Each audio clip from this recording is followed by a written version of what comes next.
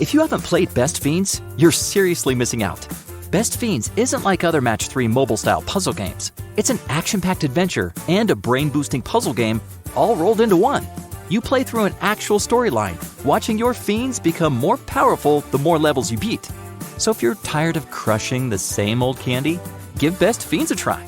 Download Best Fiends free today on the App Store or Google Play. Play Best Fiends.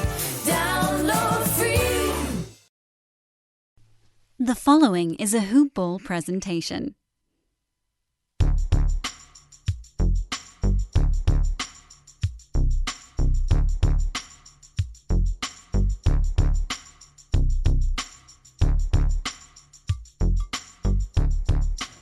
Hello, and welcome to Hoop Ball's DFS Today.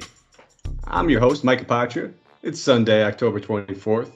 We got a little 5-game main slate that we're looking forward to. Tips off around 7 p.m. Eastern Standard Time. Well, that's when the lineup's locked, but we know it'll tip off about 10 minutes after that. Doing this show on the fly. It's probably going to be a quick little speed run. My poor buddy Santino had some audio issues, recorded the entire podcast himself, and then realized it didn't actually record the audio. So I'm taking over for him. I'll be filling in, hammering this little 5-game slate, coming off of a big night for myself. Could have been bigger. Came very, very close. It was about top 5, top 6, and a lot of those single entry GPPs I filled out. So ended up taking home some good cash, hoping to double it up and follow it up on today's 5-game main slate. So this one will not cover the Nets and Hornets game. But nonetheless, we got 5 good games to get to, filled with action, filled with good plays. Still waiting on some of the injury news. Hopefully we have that for the most part. We're hoping we do. We don't always have it, so we'll have to keep an eye on that, and you'll have to monitor some of that information too. If you're in the Discord, you'll have full capability of getting into that. If you are a Hoop Ball DFS Pass subscriber or the year-long Fantasy Pass, where you get a little bit of the wagering, the DFS content, and the season-long content, you can get all that in there. And you have access to the Discord where you can pick our brains, get our information, ask us questions, whatever you need to do up until lineups lock. We usually hop in there about an hour to an hour and a half before lineups lock. We'll poke our heads in there throughout the day, but for the most part, we'll be able to hammer down any questions that you guys might have right around then. So I highly suggest it if you're not. And listen, do it. Why not? You're listening to the podcast. You like the advice. You're coming here. Take it to the next level. It is cheap. Only $5 per month for that DFS pass. $5 per month. I mean, if you're playing DFS, you're already invested enough. But quick little shout out to our presenting sponsors before we get started. Shout out to Manscaped. Guys, head over to Manscaped. Use that promo code HoopBall20. Get 20% off plus free shipping for all of your Manscaped grooming needs. You can get the perfect package kit, which you always hear me talk about because you might as well. It's the best bang for its buck. Get a little bit of everything. Or if you just want to get a little solo stuff, you want to get the lawnmower, maybe you need to refill the toner. Maybe you need to get a little bit of the down under cream. We got it all over there at Manscaped. So use that promo code HoopBall20 and you'll get 20% off plus free shipping. I'll tell you, the lawnmower has been a gift from the gods for me. It is the one thing, because listen, you don't want to. Every guy should have 2 clippers. One for the face, one for the other areas. And you don't want to mix those 2 clippers up. You just don't want to end up getting some razor burn, getting some shaving burn, getting some other things, and you just don't want to do it. So head over to Manscaped, get your perfect package kit, whatever you need. HoopBall20 for that promo code. So we're going to dive right into this. Like I said, we're going to probably be making this one a little bit quicker. When I say that, it'll probably still be long, but I want to get it out there early enough. As I'm recording this, it's about 12 o'clock in the afternoon. That's Central Time, so 1 p.m. So lineups are going to be locking in about 5 hours. So we're going to try to get this out quick enough for everybody to get a good listen to.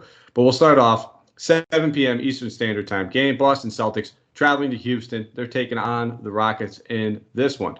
We have a game total of 225.5. Celtics being favored by 6 points. As far as the injury report goes, for the Celtics, Jaylen Brown's being listed as questionable. That's one of the pieces of news we need to monitor. Dealing with some left patella soreness. Peyton Pritchard's going to be available, and that's all we really need to worry about for them. Rockets have yet to release their injury report, so we'll have to keep an eye on it. But as far as we know, everybody should be good to go. So We'll start off with the away team. We'll start off with the Celtics. Jaylen Brown's the big ticket item. If he's playing with no limitations, he's absolutely a rock solid play at 8,100. Where I land, though, is Jason Tatum at only $700 more. Gets that small forward and power forward eligibility. Robert Williams coming in at 61. He played great in that first game of the season. Keep in mind, though, Al Horford was out, so the minutes were elevated for him. He played 45 minutes in that game. It was a high game total. He put together a full line. In the game with Horford in there, it was a little bit different story. It was a blowout, but he only played 28 minutes. So we got to proceed with caution with Robert Williams. Was it a blowout or was it limited minutes because of the blowout, or was it just limited minutes because that's pretty much what they've done with Robert Williams his entire career? Now with Al Horford back, he can slide over to that 5 a little bit, take some of the minutes. So 6,100 is a fair price tag. I like the matchup. I would just say proceed with caution. He just might not be a cash play of mine, but somebody I consider in GPPs. Now, we have to ask ourselves, what would the Celtics do if we see that Jaylen Brown is ruled out? And we've seen them do a few different things in the preseason when he was dealing with COVID.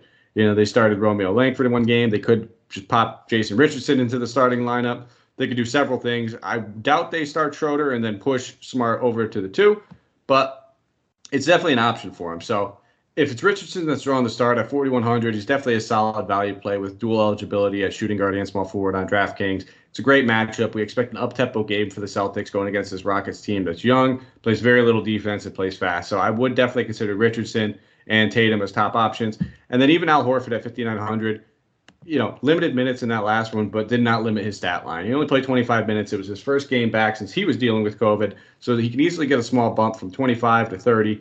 We don't really know what's going to happen there. They could be very versatile if they want. But he put up 11 points, 11 boards, and then 4 blocks, 2 assists. So he had a fantastic game at 5,900 with that power forward and center eligibility. I do prefer him over Robert Williams, just ever so slightly. Just a little bit more versatile. I'd expect a little bit more scoring out of him. The blocks and steals would definitely go Williams' way, and then they can split the rebounds right down the middle. So, again, with these plays, I'm looking at Tatum. I'll be keeping my eye on Richardson. I probably won't play Langford either way if he starts. But if Richardson does, he's definitely in my player pool. And then Al Horford, no issues going with those 3 guys. Marcus Smart's always in play. He definitely gets a little scoring bump if we see that Jaylen Brown is out. But we have a lot of guard options we could choose from, so he would probably hit the back of that pecking order for me. Now, sliding over to the Rockets side of the ball, Christian Wood was one of my favorite center plays in that last slate. He put up a doozy. Put up 31 points, 14 boards, 3 blocks, 1 steal for 61 DK points. Ended up being one of the best point per dollar centers on the slate, but he also got a huge price increase to 8,400. He's in play for me. I just don't see myself necessarily falling. And in all honesty, I don't like a lot of these Rockets. I don't want to pay 7,400 for Kevin Porter Jr., who's been struggling with his efficiency, hasn't been getting those assist totals that we necessarily want to see that we spend on when we're paying 7,400. I just don't like this matchup necessarily. He could come out here with a big game. Don't get me wrong, but I try not to pick on too many point guards going against Marcus Smart. Marcus Smart will get up in there and really cause some havoc, really make create the turnovers, and just make things tough for him. So, this game could easily stay a little bit closer if there's no Jaylen Brown. We don't have that news. I'm kind of leaning more towards the likelihood that he plays. But at 7,400, I just don't see myself landing on Kevin Porter Jr. in this matchup. Jalen Green getting that price bump. He's now at 5,200. He's been struggling with the shot. He's only 8 of 25 in their first 2 games, averaging right around 21 DK points.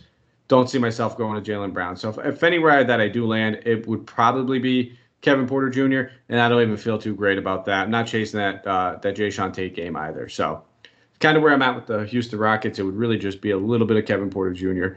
All likelihood, not too much. Only Sector Spider ETFs divide the S&P 500 into 11 investable pieces. You can now customize the S&P 500 by overweighting and underweighting sectors to meet your investment objectives. Before investing, consider the fund's objectives, risks, charges, and expenses. Visit sectorspiders.com for a prospectus containing this information. Read it carefully. Distributed by Alps Portfolio Solutions Distributor, Inc., a FINRA member. Moving on to the next game. 7 p.m. Eastern Standard Time game, and that's where three of these games start at 7 p.m. Eastern Standard Time. Orlando Magic traveling to the Knicks. This one has a wide spread of 12 points, favored to New York, 214.5 game total. So one of the lower game totals, actually the lowest game total on the entire slate. For the injury report, Taj Gibson is going to be available while Nerlens Noel is doubtful. So we might not see Mitch Robb play as many minutes. And then their newly acquired ex-Spur, Luka Samanic, is out. He's probably going to spend most of the time in the G League. For the Magic, Markelle Fultz, Michael Carter-Williams, Jonathan Isaac, Etuan Moore, and Chuma Okeke all ruled out. Gary Harris is being considered questionable for injury maintenance on that right hamstring. We've seen Suggs and Cole Anthony kind of draw the start in that backcourt. But outside of the big men in this, I have no interest here. Mo Bamba at 6,200. Definitely like me some Mo Bamba. He's been one of the best point per minute producers at the center position this season. Played 34 minutes in that last one, even with it being a blowout. Put up 37.5 DK points, 39 in the first one at 6,200. He's a great value here. Absolutely have some interest in him. He's going to be able to step out, hit those threes, which he's been hitting at an alarming rate, 6 for 9 from behind the three-point line this season. Getting the blocks, getting the steals, showed the rebounding upside in that last one. So absolutely have some interest in Mo Bamba. Outside of him, not a lot to like to go around here. If you're looking for maybe just like a flyer or a pivot off of some of this other value that we're going to have in that 4,200 range, you could take a decent look at RJ Hampton, but it would have to be a major blowout or somebody getting foul trouble for him really to feel secure. So that's probably really all I'm going to go with here is going to be Mo Bamba. On the Knicks side of the ball, it's a large spread. I would expect it to be a little closer. They're giving them 12. I would expect it to be a closer game than that, just because we're seeing these two teams go against each other again, and there's time for adjustment. So looking at Julius Randle, 8,700. The assists continue to be there for Randle. That was the one thing I was a little worried about coming into the season was with Kemba there handling the ball, will we see the assist dip? And we have it. 16 over the first two games, a minimum of 48.5 DK points, put up 62 at 8,700. He's definitely a play that we can look at, especially at that forward position where it sometimes can be a little lackluster. Very close price to Jason Tatum, and depending on if Jaylen Brown is ruled in or ruled out will be how I kind of split those guys up. Probably lean a little bit more Tatum if he's ruled in, but I think Randle just has a little bit of a safer floor. So keep your eye on that. Something to definitely monitor, but Randle is for sure in play here. Fournier at 6,400, going against his former team. We saw him only play 27 minutes in that blowout. And that's surprising because Thibs usually doesn't limit anybody. Randle played the most minutes of anyone on the team, played 30. The game stays a little closer. We'll probably get a little bit more minutes out of all these guys. But at 6,400, I just don't feel like spending that price tag on Evan Fournier. Pretty much baked in there is, I wouldn't say a ceiling, but his floor is anywhere between 20 to 24 DK points. His ceiling's probably looking at about 37 to 40. And at 6,400, I think we have better options to look at. Kemba Walker coming in at 6K. I prefer Marcus Smart over him, and I prefer some of these other guards that we will get to later on. So you just don't see me playing too much Kemba Walker. And then RJ Barrett coming in at 5,800. He's the one guy that I would probably look at that price tag. Has point guard and small forward eligibility. And outside of those two guys, between Randle and RJ Barrett, I'm not going to go to the front court. Mitchell Robinson been playing pretty well. That last one struggled a little bit. Not the rebounds, no blocks, no steals. But at 5,300, I just look to prefer spend up a little bit more, go to Mo Bamba on the other side, and that is it. Obi Toppin has been a solid play for us up until this point, but with Taj Gibson back, we'll probably see his role get limited a little bit. So 4,300, I'll probably take a pass on Obi. Really just going to be Julius Randle and RJ Barrett for me on this side of the ball. To the next game. Philadelphia 76ers traveling to OKC.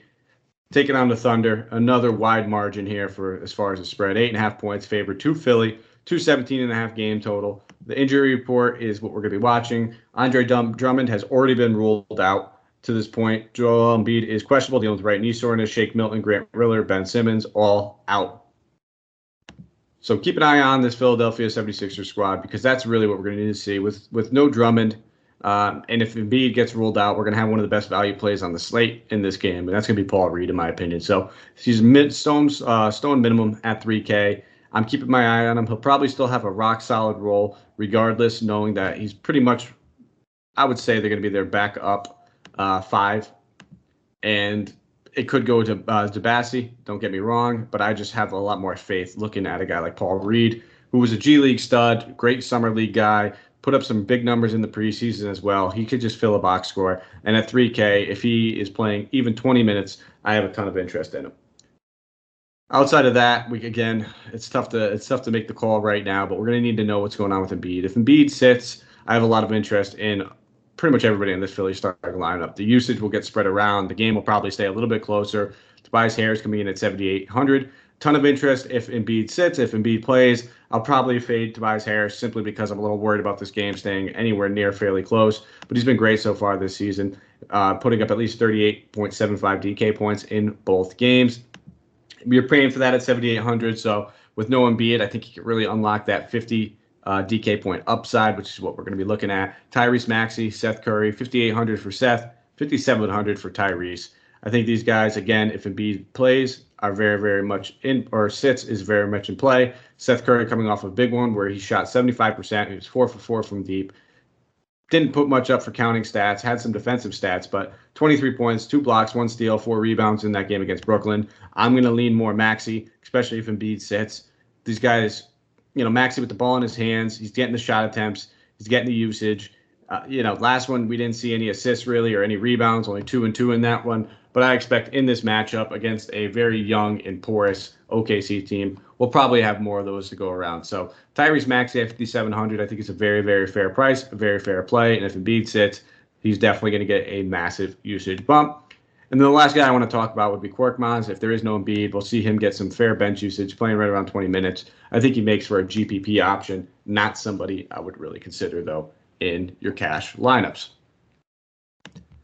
On the Thunder side of the ball, looking at these guys, we have no idea what's going on with the center rotation. They're kind of just giving everybody about 15 minutes and chopping it up there between Pakuveski, Roby, and Derek Favors. I want nothing to do with any one of those guys. Shai Gilgeous-Alexander coming in at 6,800. It's a very, very good price tag for Shai. If we see that there's no Embiid available, I think he's very much in play. If Embiid plays, probably going to avoid him. He hasn't been playing well as far as getting us the rebounds and the assists that we'd like to see, just because now they have Josh Giddey handling the ball a little bit as well. Haven't seen any big scoring games, but he's also been shooting pretty poor. 41% in the first game, 40% in the second. 6,800. People check that box score. They might be scared off about it, but we know Shai's upside is 50+. We've seen him do it several times. And when everything's going right with him, he definitely has a floor around that 35 mark. So I know that it's hard to say that his floor is 35 with how poor he's been playing so far this season.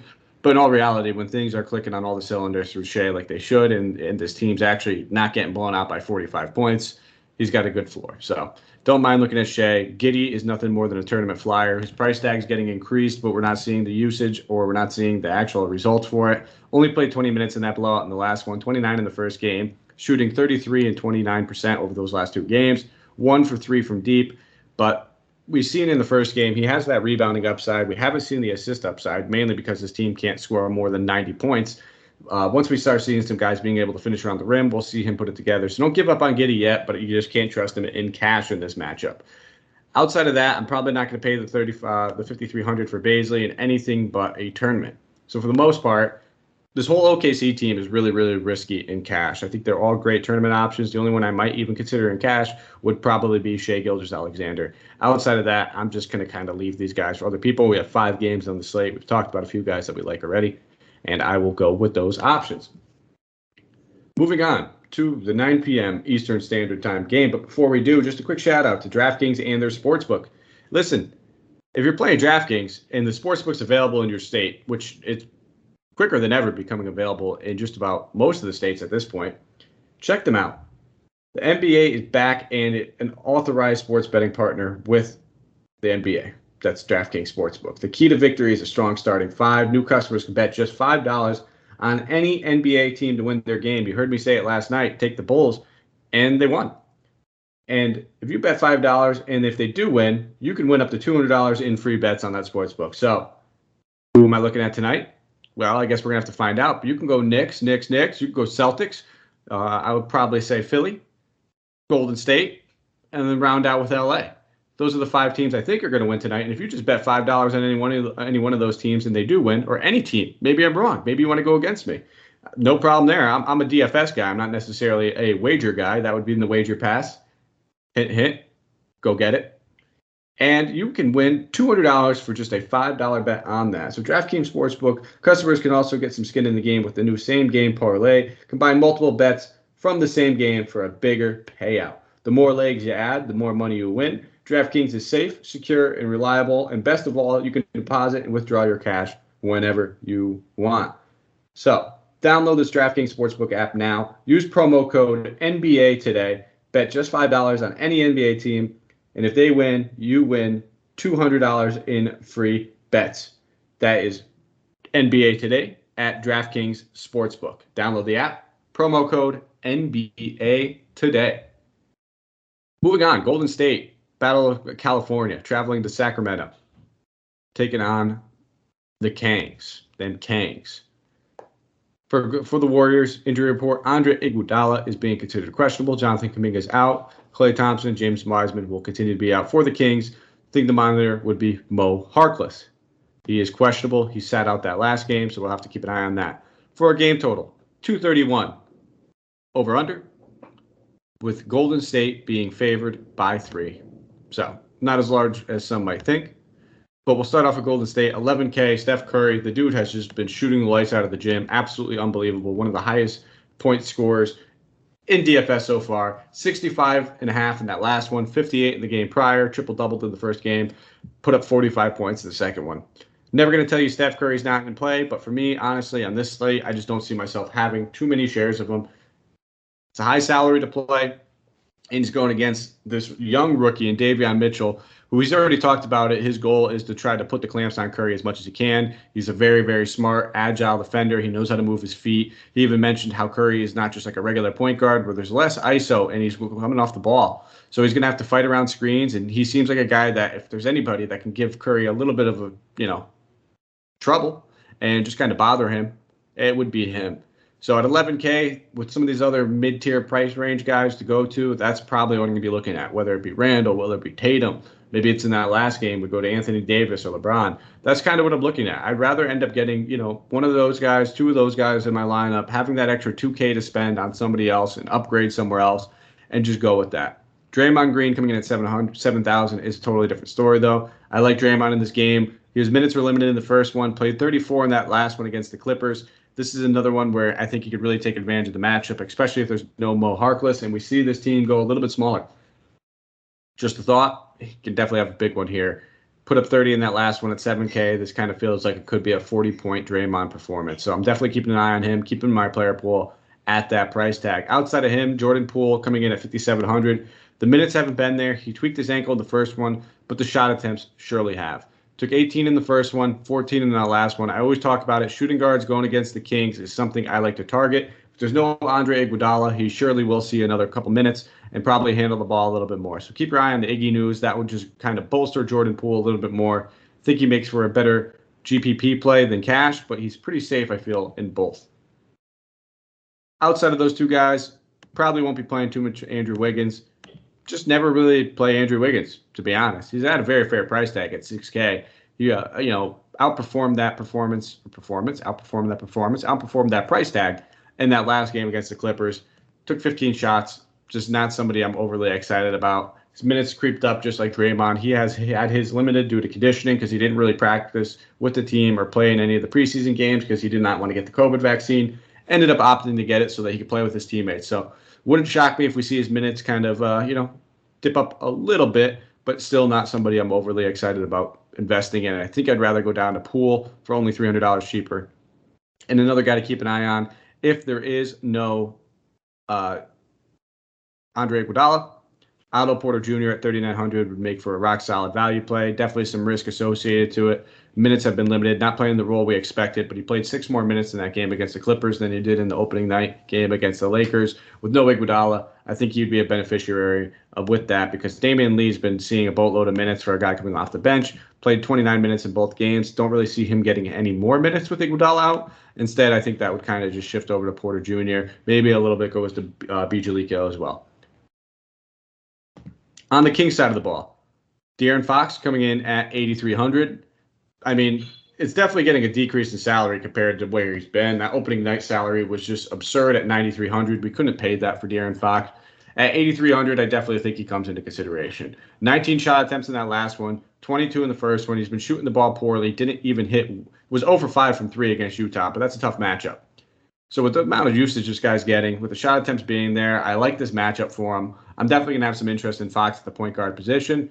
8,300 makes him a little harder to pay for in cash, but definitely a GPP guy that we can look at. Halliburton as well has been struggling this season. 6,200. I'm going to wait to see him get out of the struggles before I pay that price tag.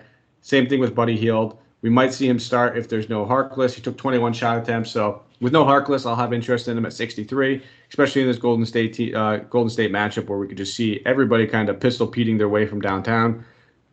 And then Harrison Barnes, 7,300, another guy where the shot attempts have been there for him. He's really kind of turned it on as far as his offense. Definitely somebody that we could look at. Do I expect him to have a 58 or 50 DK point performance like he has over the first 2 games? Probably not. Going against his former team, a little bit of a tougher matchup as he would slide up to the 4. If there is no Mo Harkless, if he's at the 3, I'll have a little more interest. If there's no Mo Harkless, I probably won't play him. And the last guy I want to talk about is Davion Mitchell. We just talked about the defensive capabilities of this guy. Has not shot the ball well. I mean, that's probably understating it. He's 2 of 14 in the first 2 games, but he played 32 minutes in that last game with no Mo Harkless. He's their best defender in general, especially on the perimeter. You have to imagine if he could play as many minutes as he could trying to guard and cover Steph Curry, he will.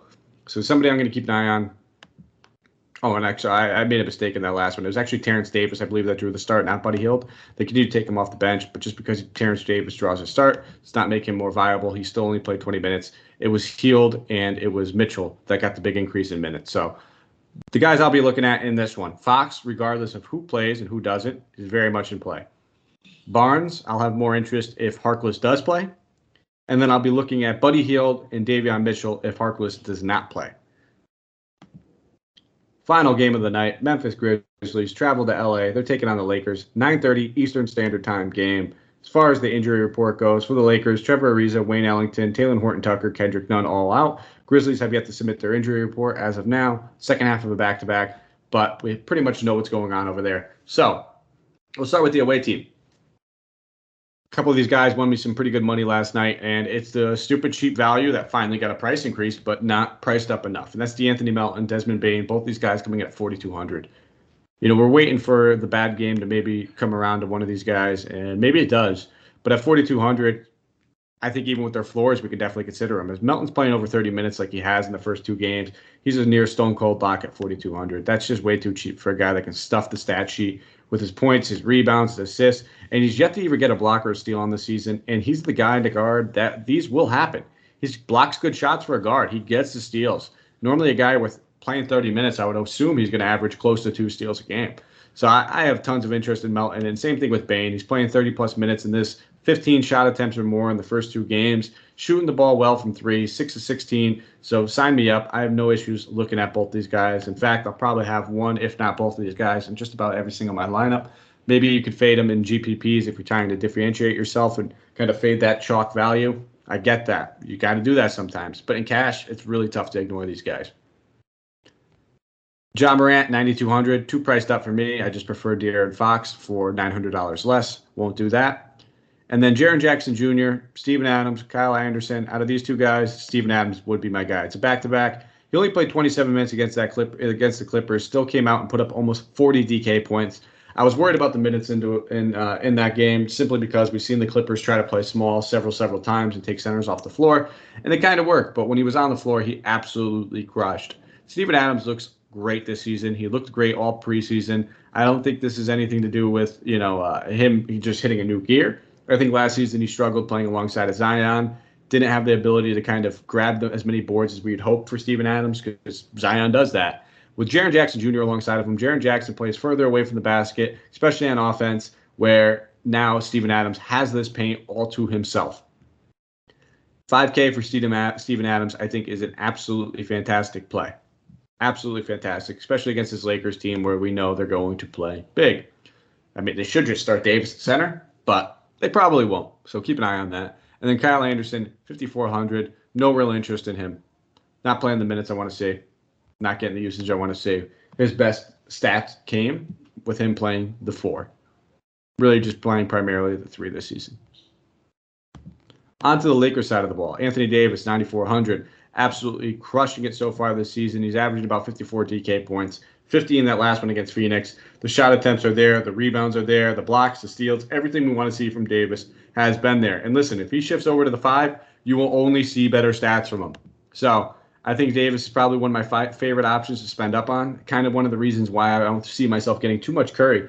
Like I said, I probably are going to end up having three of these mid-tier, or I wouldn't say mid-tier, expensive guys who are, 2 of them are going to be less than 9K, and Davis would probably be the one that is over 9K. Whether I want to get, Fox or Tatum, Randall, Davis, I'm going to try to have 3 out of those 4 guys in pretty much every one of my lineups if I could. Outside of Davis, I'm not going to be playing Russell Westbrook at 9,300. He had a nice little almost triple-double in that last one. 11 boards, 9 points, 9 assists, 15 points, 2 steals and a block. Almost put up 50 DK points. But what we saw in that game is, A, the Lakers did not look good. They lost the game to Phoenix. And then B, we saw LeBron kind of take a hit in his stats. So if LeBron's, one of these guys are going to be getting the assist and the boards. I don't see a world where we can get close to a triple-double out of both LeBron and Westbrook. And I think, with them losing the first 2 games, or dropping the first 2 games, LeBron's going to be in takeover mode eventually and do everything and will his team to a victory. And this is definitely a matchup where it'll probably stay closer than we want to see. But still, I think the Lakers will come out with a victory in this one, and it'll be on the backs of LeBron and Davis. Westbrook won't be as poor, but he'll definitely chip in. For the value plays, we can definitely look at Carmelo Anthony. He's not been shy shooting it. 5 of 11 in that last one, shot 4 of 6 from deep. He's been shooting the 3-ball well, 60% so far on the season in the 2 games that they have played. And at 26-minute roll, 4,600, he's in play. Not a smash play, but definitely in play. And the only other guy I would consider would be Kent Bazemore. He's been drawing the start at the 2 in place of Taylor Horton Tucker until he comes back. And he's mostly a GPP play, not somebody that we could trust in cash. The first 2 games have been rough. But if there's anything you know about Kent Bazemore, and if you've been playing DFS for a while, he's lightning in a bottle, and all of a sudden this dude could just come up with like a 4 or 5 steal game. His shot might fall. He can hit 4 to 5 threes in a game. He can do it in a few different ways. Don't feel great about it, but he's going to stay and play for me. And I'm avoiding both centers at all costs, regardless. Not playing Dwight Howard, and definitely not playing DeAndre Jordan. So that's it. That is I didn't give the game total. I apologize for that one. It's a 221 game total with the Lakers favored by 6 in that game. So that is the 5-game slate. Time to get to our player tiers. Now, looking at the most expensive tier, you just heard me touch on it. It's probably going to be Anthony Davis as the main guy I'm looking at. Very close second with those other 3 guys I talked about. You can mix and match them in any way or how your money sees fit. For that mid-tier price tag, we always consider mid-tier, I guess, anything probably under that, that $500 to $7,500 range. There's a few options we could go with here. I'm probably going to end up leaning more towards I like a lot of these Grizzlies. I just don't really want to play 3 of them. So I would say Steven Adams at 5K. I think he is an absolutely fantastic play, but maybe you want to get Melton. Maybe you want to get Bane. So I'll go with a different route. So Steven Adams is absolutely a fantastic play. But if we're going to go a different route, I'm probably going to go with we'll go with a few guys, actually, because caveats here. If Joel Embiid sits, I definitely think we can look at Tyrese Maxey in that mid-tier at 5,700. If you're looking for a GPP guy, it would be Poole. But if you're just looking for a rock-solid guy, it's Mo Bamba at 6,200. He's been nothing but great. The minutes have been there for him. Until we start to see some of these Magic players come back, whether it's Jonathan Isaac, Chumo Okeke, they're going to keep running this double big lineup, and it makes sense to do against the Knicks. So I love Mo Bamba at 6,200 as well. And then for a value play, caveat, if there's if Andre Drummond and Joel Embiid sit, it's going to be Paul Reed. Otherwise, just keep going with these Grizzlies guys. Can't go wrong with Desmond Bane, D'Anthony Melton at 4,200. These guys should be priced well over 5K at this point, yet they refuse to do it. So we can keep taking advantage of it. They may be chalky. I ate the chalk last night. It worked out fine for me. You can pivot in different spots if you'd like, but it's tough to get away from that value.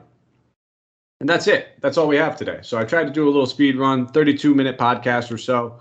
I'm Mike Apotria. You can follow me on Twitter at Mike Apotria, MikeApotria. We're going to be looking to have a nice little hoop ball contest for DFS on DraftKings coming up this week. So, hey, if you can get in there, we'd love to have you. Probably only be a $5 entry. Come try to play with the pros. Come try to play with us. Take us down. Take my money.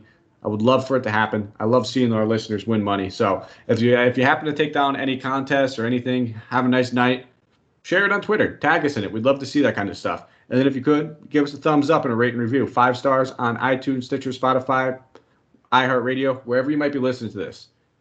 5 stars. Give us a nice little comment. We'd love to see it. And if there's anything we can do to improve, let us know. Thank you guys for listening. We will be back tomorrow. I'll be on with my good friend Harris, depending on what time he gets home from the Raptors game. I think he said, the Raptors played last night. He went last night. So, yeah, should be on with Harris, guys. So thank you all. Take care. Win some cash.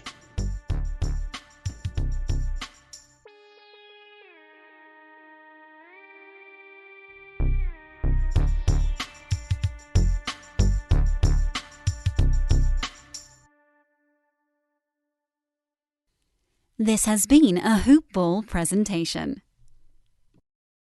If you haven't played Best Fiends, you're seriously missing out. Best Fiends isn't like other Match 3 mobile-style puzzle games. It's an action-packed adventure and a brain-boosting puzzle game all rolled into one. You play through an actual storyline, watching your fiends become more powerful the more levels you beat. So if you're tired of crushing the same old candy, give Best Fiends a try. Download Best Fiends free today on the App Store or Google Play.